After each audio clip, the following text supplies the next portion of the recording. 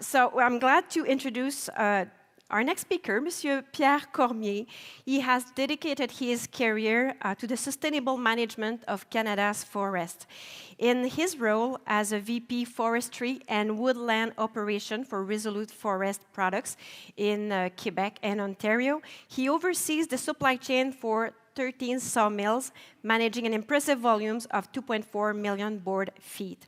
Over the years, he took on increasingly influential roles from planning and supervision at Donahue, Boysaco, Produits, forestiers, Alliance, Abitibi, Bowater, and of course, Resolute Forest Products.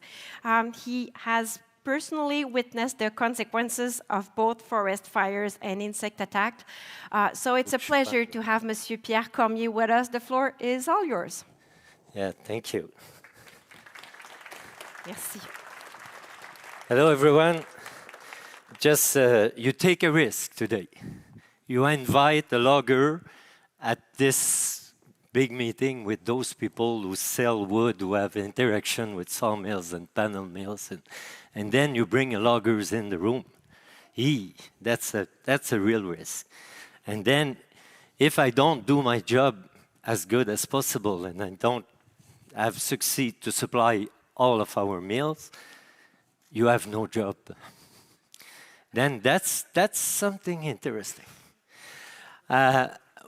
We had two really good speakers before me, very interesting. But there's two things that I just capture in my head.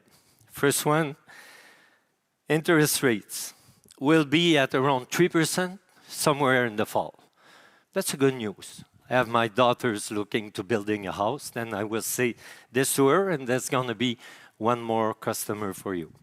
And second one, that the market, the demand on market seems to be aligned to grow.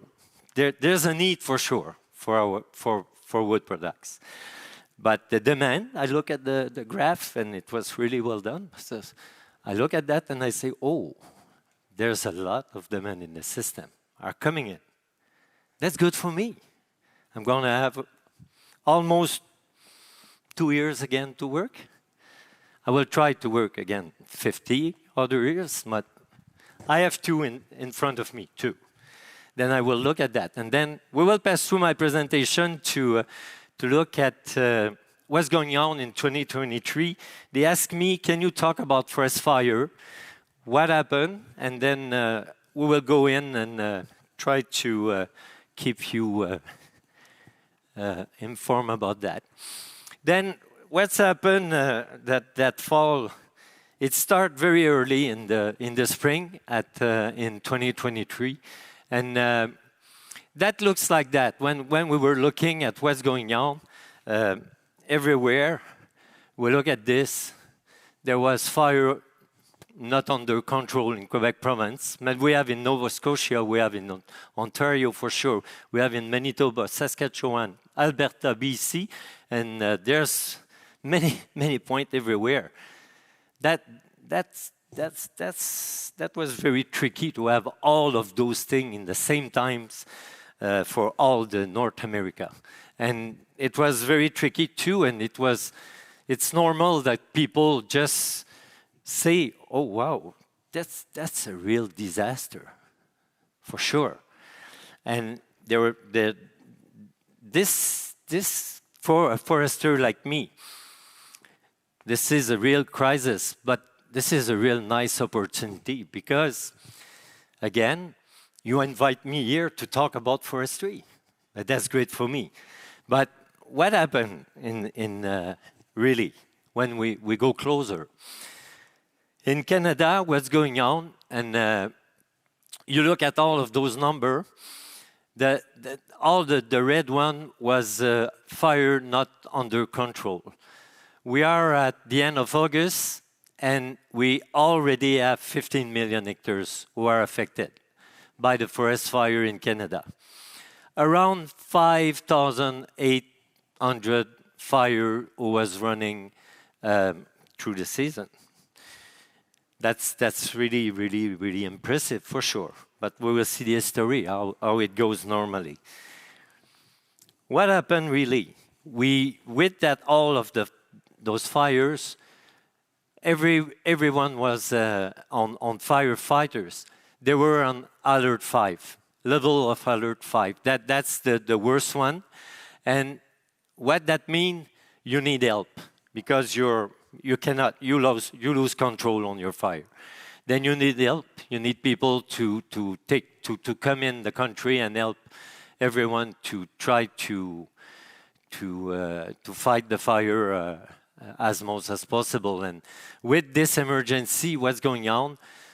Almost at that time, we talk about 190,000 people just have to go out of the town and out of the home because there was fire just behind the house. And there was 600 home machinery structures who was get out of the life. And what was very particular of that season, and we saw this because I come from Quebec, and what happened is there was a lot of fire, of those fire who were just behind municipalities, and this have a real impact on the result of the area who was burnt in the province for sure, because everyone has to do first mission, save life, save structure, and be sure that our municipalities will be safe. And that's everyone was working on that, and that was really well done. And when you look at the stat rapidly, you saw that everywhere in the province, that's the area burned by province. But at total, when you look at this, that's a huge, huge, huge amount of hectares who was affected by the forest fire. And when you look at the number of fire by province, you can see that there's more fire than it was an average of 10 years. The red bar is average of 10 years. And then there's not so much fire over the average, but look at the results in area. And when the fire is just back to all of the municipalities, everyone in the same time, what happened? All the forest fighter, all of the plane, everyone's working to try to be sure that the municipality will be safe. That's they have to do. That's the right thing to do. But in the same time, when you look at how many fire we have at that time, in the bush, it was party. And that's why we have that result. And just to say why we just passed through this. June 1st in Quebec province, we just have a passage of dry lightning front. That's what happened really. That's what put the mess in the plate. 3,000 lightning hit the ground of the province. Look at this. It hit everywhere, 24 hours. It just opened 186 new fire in the forest. Only in one day. That's why we have the result as we have. And when we look at that, the records of affected areas in Quebec, when we look at this, in forest management zone, where we're doing forestry in Quebec, there's a line there, Nordic zone. I mean, that zone is on management. And at the end of the day, we have 1,300,000 hectares who was affected. The average 10 years is 15,000. And you heard about the fact that in Quebec, in total, you will see another stat, that we have over 4.5 million hectares who was affected. But there's a lot of those fires who are located in the north. Because in the north, our firefighters just go in the north if there's someone really important to protect, as electric line, electric power, and First Nation community. And that's it. And when we talk about this, we said 1,300,000 hectares affected in the years. But when we look at that numbers again, really, the 1.3 million, when we are forester and we put out the river, put out the lake, put out the areas that was not forest, it's just shrink to 900,000 hectares. That's the real life for us. But there's an impact, a real impact. And when we look at this, this is how it was. And 1996, almost 250,000 hectares. 2005, another big years, 387. And then look at the other years. That's what's really interesting. Look at this. All of those years, very few hectares was affected in Quebec province. Very, very few. And then 2023, bang. And we always have fire. You will see the graph. There's fire. There's a lot of fire during all of those years. But we succeed with the forest fire and with the timing and with when it comes and where it comes to just put the fire down and don't have a real impact on our land. But 2023 was very, very, very particular. When you look at this, you said, and I was on the board of we call that Société de protection des forêts contre le feu. I was on the board, and in those years, I was the president, the chairman of the board. And we have discussion with government about what are we going to do with our society. There's not really a lot of fire, eh? And there's not many hectares who was affected. What are we going to do with that? And at that time, we just talk about what we can do to be sure that we will be very efficient if there's fire, to be sure we knock down the fire very fast. And when you don't have this when you have this situation and you have statistics, but there's people who's just thinking we don't need any more forest fighter. But look at this. And then you just look at the TV, they just hired about 100 people more.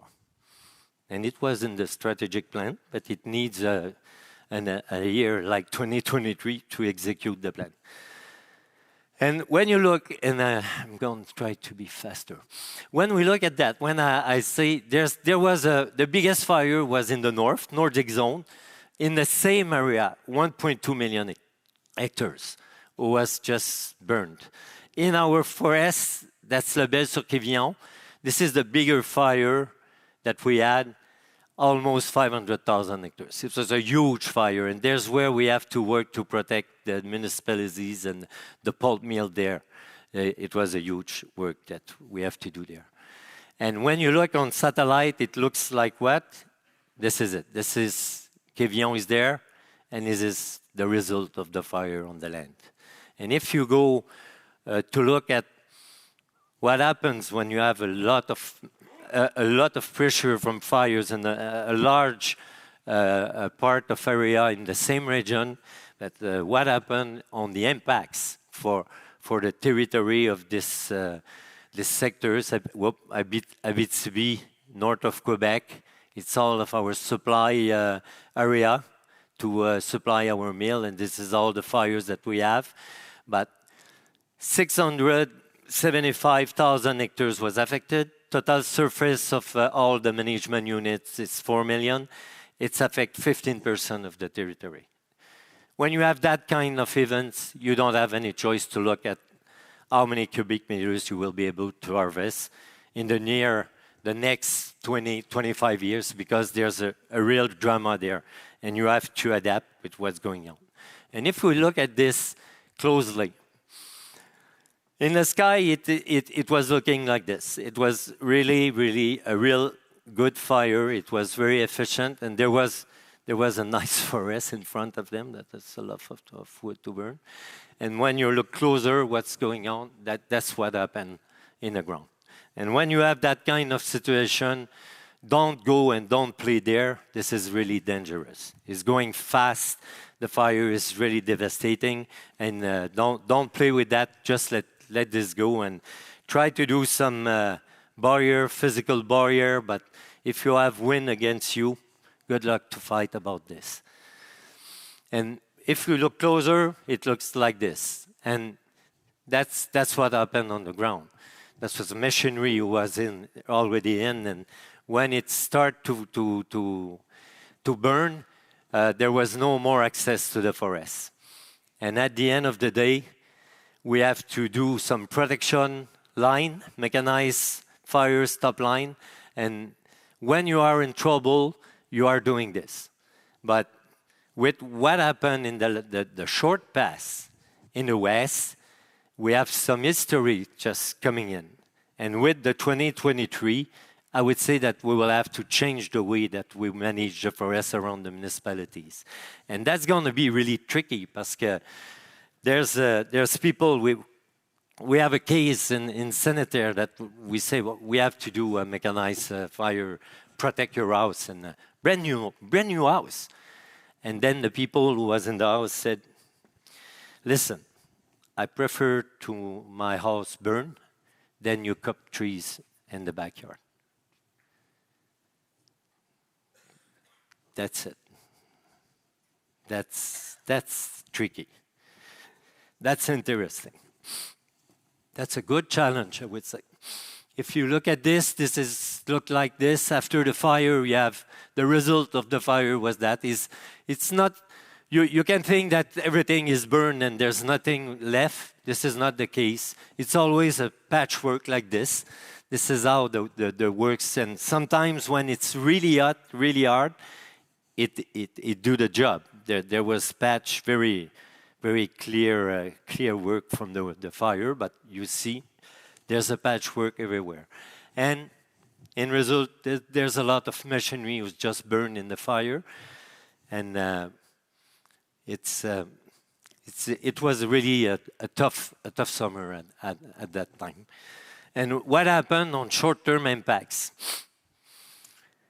Really, when you look at what's going on, 6 weeks shutdown for woodlands operation.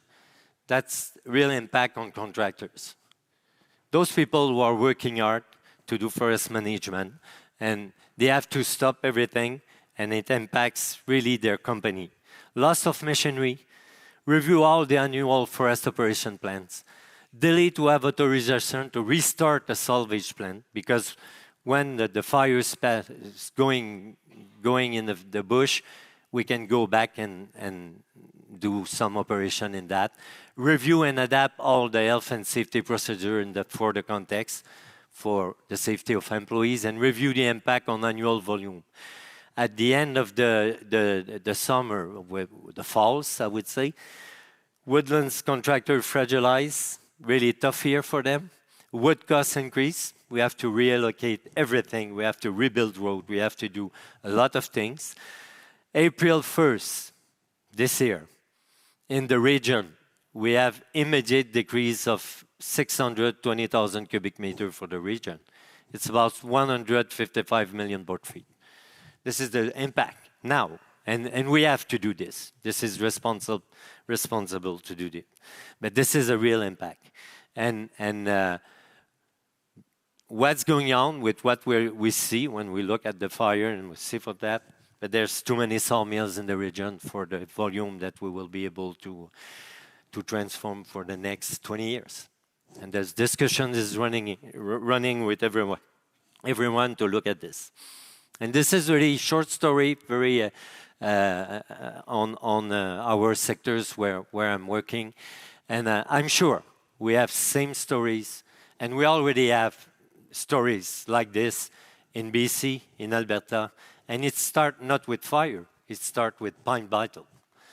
They talk about it, and you will see the result on the volume, but It starts like this, and when you have wood to burn, ready to burn, forestry, a forest just there with a lot of wood, ready to burn, dead wood, for sure you will probably have those kinds of scenario in the future. And after the fire, what's going on? You look at this and you talk with the contractors and say, hey guys, come on. We have to do, so we have some responsibility. We have to put region back on the land, then we have to do and harvest this wood and clean up everything ready to go and restart the forestry without delay. And that's really fun when we talk with the contractors and say, hey guys, you have to go there. That was really interesting. And normally, in our history, we have a region with forest fire, all other regions have no forest fires. But 2023, forest fire everywhere. Everyone was involved in the salvage plan. It was a really interesting year. A lot of discussion with those contractors, go in the bush. I'm always in the bush, but I have to go more and more just to convince those contractors that's what we have to do. And how we will manage the rate to be sure that they will survive of this. And we're doing the job. And sometimes in good condition. Sometimes it was a little bit worse. And at the end, we're just doing this. Why? To capture carbon, put this in the system and put this in the house system. When we're doing fast and we are very efficient and we won the race against the soil bugs, it works. And when we're doing with really good specification, we can take the chips and bring this in the pulp system, it works too. But it has to be very rigorous and with the high specification to be sure. And when we are doing this, it accelerates the regeneration, and without delay, we can restart the forest very fast.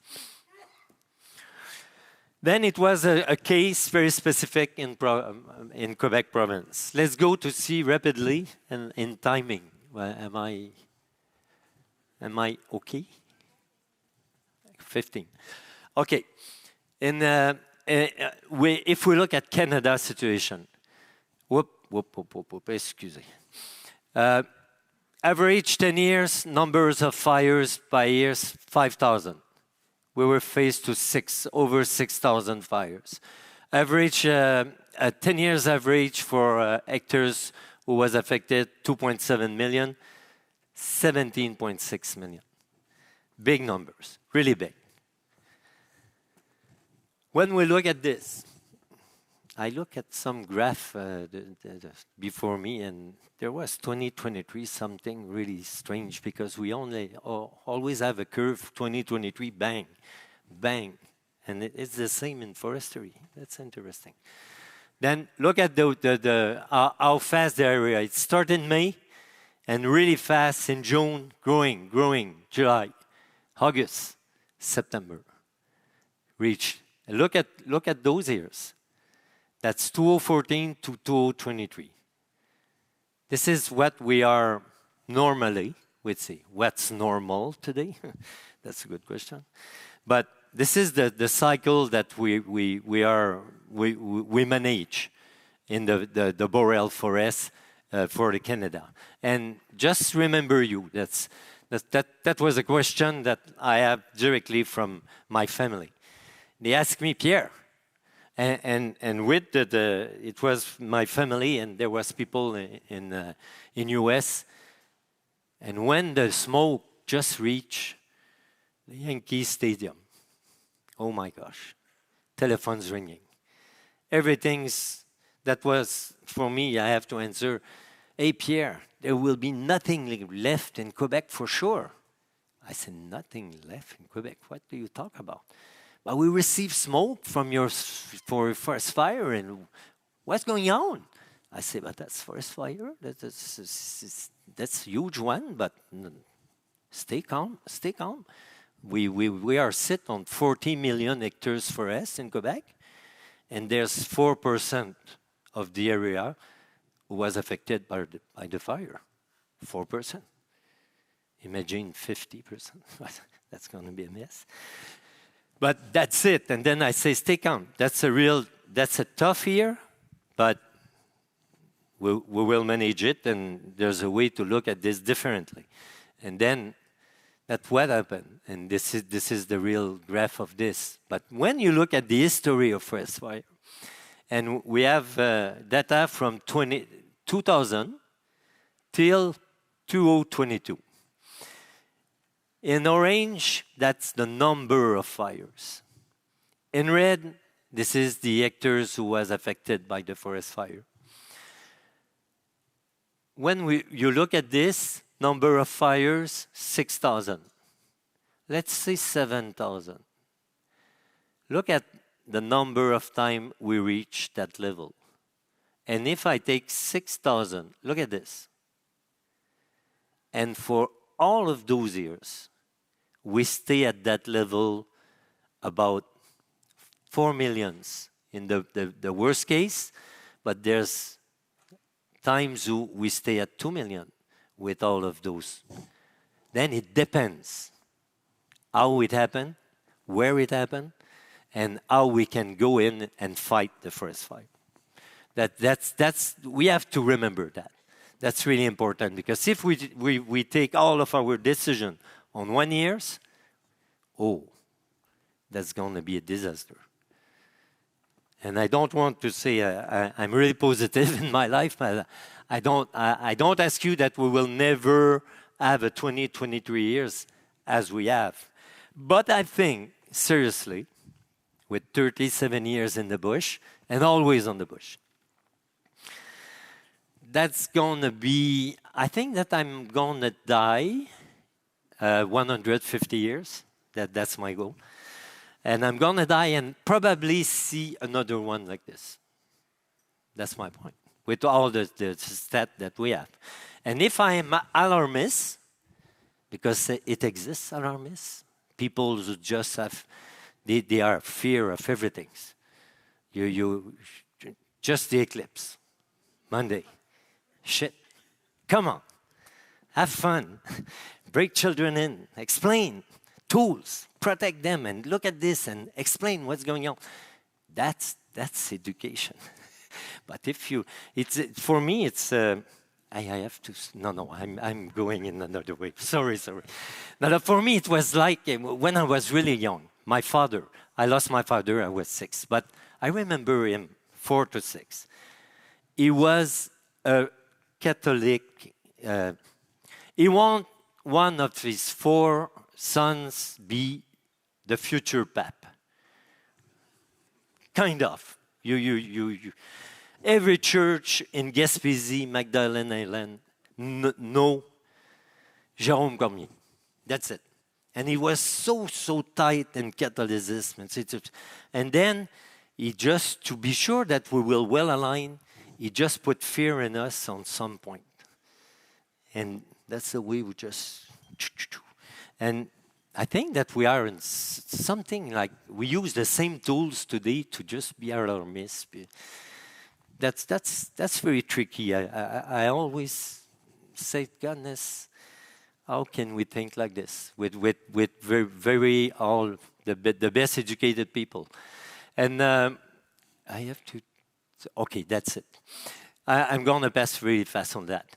This is by province. That's at that time, at the end of September, what will be the area burned compared to the 10-year average. And look at this. In Quebec, 24 times. And we have Nova Scotia, small one, but 32 times. And 10 times, 5 times, 6. That's huge. And the impacts was different from a place to another.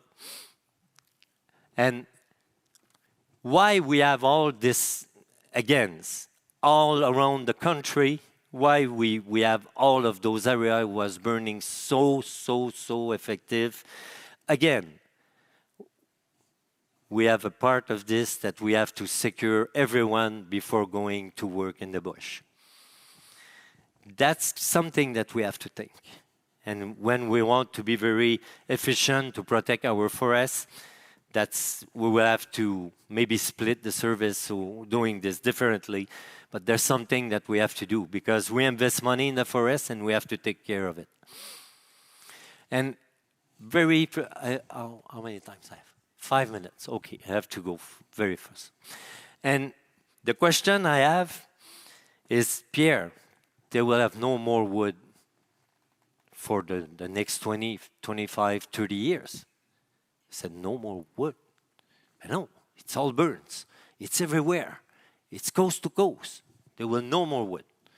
And they were very serious. And I said, goodness, how can we look at this and say, yes, it's huge, 7 million hectares. But in Canada, forest management area, it's over 369 million hectares. 17. It's important, but that's all not burned. And when we look at this, 367, sorry, that's our hectares that we have to manage. And 9% of the world that represent that forest, and it's pretty stable, eh? In time, we stay with our forest. That's good news. And when people said, hey, there's a lot of deforestation and you're going to lose your forest, in Canada, this is not the case. Don't play that game. This is true. This is how our forest is. 9% of the world's forest and 25% of the world's boreal forest. That's really important. 72% of crown forest land managed in Canada is certified. We have to know this. Our practice is one of the best of the world. And 10% of Canada's forests are protected. But you have to know that we cannot go in the forests when we do forest management on about 50% of the land. And we just have 10% protected. That's a little bit tricky. That's the way we want to represent the protected area and that. But the real life is that. We work on about 50% of the area. And that's it, that's all. And then there's a huge potential to growing volume in Canada's forests, a huge one. And we have to never forget this. And while not entirely free to human activity, 30% of forests in Canada have no formal management plan. No activities to be sure that we will be able to grow trees. I'm a private owner of forests, and each square foot have a trees growing in it. I own that. I'm a Canadian. I would think that my land would be treated the same as this. But that's it, that's all. Then this is the real picture of this. And when you look at this, what we have in our hand, 1990, 1921. We passed through a lot of episodes of epidemics, insect, forest fire that have really a big impact on volume in Canada. But remember, we work on 40%, 45% of the land. But look at the capital that we have. 50 billion cubic meters. 50 billion. That's really interesting. And seems pretty stable. That's a capital we have in our hand. And always people said, we don't have no more wood. We are sit on a really good bank account. That's great. Problematic, access of this. This is the real life. And this is the forest area harvested on the land. And you see since 2016, it's going down, going down, going down. We will see why a little bit further. And this is the volume that we harvest in Canada. We'd say 150 million a year. 50 billion cubic meters. 150 a year. Sustainably, we can harvest 250. There's always a gap between this and this. This is what it represents. Why? This is not just because forest fires are there. This is not just because we have insect in that. It's a society choice, social license. And when we look at this, for sure, long-term impact. When we have forest fire, concentration of forest fire, or epidemic in the same region as we pass through in Quebec, BC passed through this, Alberta, it's going really tight there, and the repetition year after year, for sure, there's going to be an impact. And this is not because we don't have wood. This is because the recipe we have, the Forest Strategy Management Plan, don't give us an option to have access of other wood who are trapped in other systems. But the wood are there. And wood costs will increase, for sure. I need everyone to work very hard to put value in the fiber. It will happen with time. But for me, as a logger, we need more value about what we are doing with the fiber. That's what I asked for my sawmill manager and pulp and paper. I said, put value in the system, man, because the cost is just rising, and that's gonna be really tough to put this down. There's some example in the south of the US. We have the presentation and said, hey, cost is lower, cost is lower. Yes, since I transfer this in Canadian money, I look my cost, I look the cost. We have sawmill. We have not very different than others. We start to buy sawmill down there. That's the life. There's we can have access to the wood there. Only 2 buyers supply 3 sawmill. To supply our sawmill in Quebec, you don't want to know how many we are. That's crazy. And with not the same quality of wood. But there's always something to do with the wood and with what we are doing. That's fiber. For me, that's important. The long-term impact is access to the fiber, more and more difficult. People just are in the mood that, oh, epidemics, fire, and pressure, protected area, old growth forest. A lot of constraints, and people always think that we're gonna have a desert. You're doing deforestation. Come with me, please. I invite all of you. I'm always in the bush. Come and I will just give you thousands of bucks if you find a place with a run with me, and you will see. Go by there, go down that road, and find a place there's no trees. Yes, there's a place that we cut trees, but there's regenerations and trees growing. And that's the way we're doing this. Is it beautiful? No, it's ugly. That's bullshit. It looks like very tough to look. Ben, come back 10 years after. Come back 20 years after. Nobody will talk about those places that everything's growing and they don't want anybody comes because it's a paradise. And that's it, that's all. And the main things that we have as a problem is the social license to operate more and more complex to obtain. That's a reality that we are in. Then impact on forest fire has impact for sure. And as you see, for me, that's an anomaly in the system. For the rest, we have to work on the access of the forest. There's wood, no problem. Come with me, no problem. I will take you a drive. It's really fun. Intense, but fun. But we need to have access to the fiber. That's our challenges. And I will go very fast because I think that I'm over. Look at Look at how in 1990, BC softwood, I just take softwood, 73 million cubic meters a year, dropped to 54 million cubics a year. Pine beetles for sure, fire for sure, old growth forest, protected area, social license. That's the reality. When we looked at Quebec softwood, 23 million, a peak at 34 million, and then keep an average of 25 million till 2012. We changed our regime. This was a lot of public pressure, and then we just set up at 20 million. Wood are still there. Hectares are there. There's no hectares just going out. I'm sure of that. Trees growing, but are we doing our work to be sure that the trees growing as we have to do?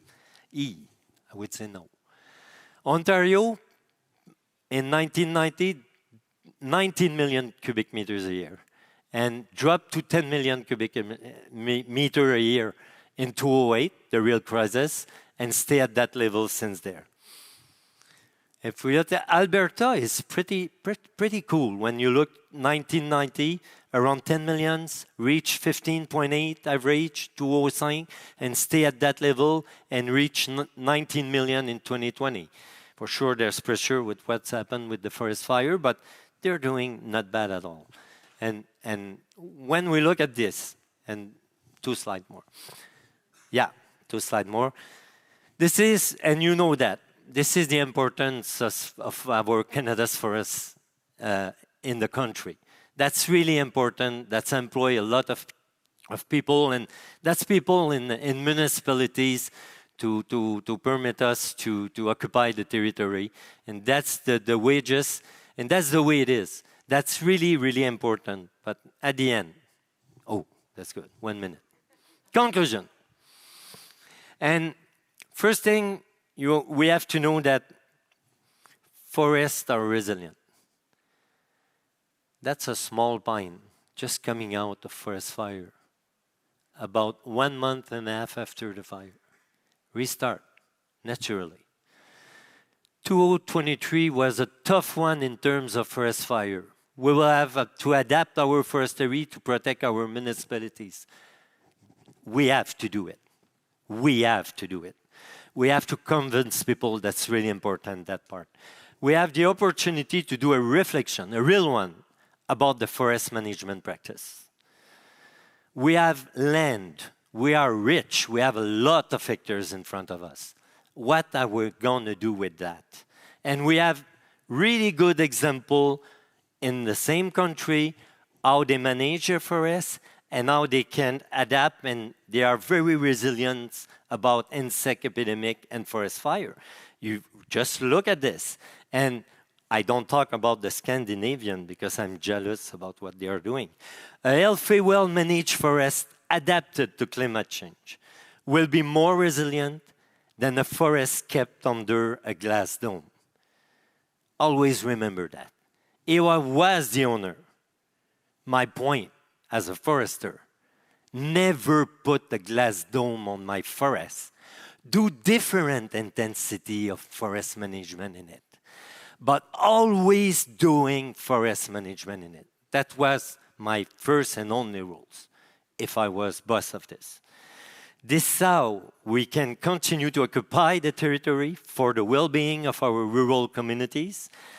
And we have to think about inclusive regional forestry, adapted and respectful of communities. That's the base we have.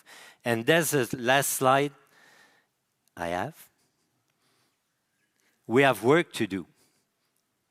When we take care of a forest, this is what it can look. This is in the same area. When we take care of forests, do tree planting, take care of the forest, it looks like this. When you let him to himself, this is what it looked like.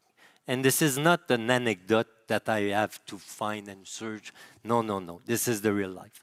You don't want to take care of your forest, that's what it looks. When you take care, it looks like this. We still have 360 million hectares to manage. Let's go to work. Well said. Monsieur Pierre Cormier, thank you very much. We won't have time for questions, but we have time for a gift from MWC to thank you for being here. We'll have time for informal discussion if you want. Again, Monsieur Pierre Cormier, merci beaucoup. Yes, please. All right, so we're ready for the lunch. Michelle Romanov, she's with us today. So I invite you to walk directly to the Place du Canada room. It's upstairs. with the escalators. And I want to thank again that Western Forest, our partner, the BID group, also for being our partner this morning. Thank you so much for attending this conference, and I look forward to seeing you upstairs. Thank you.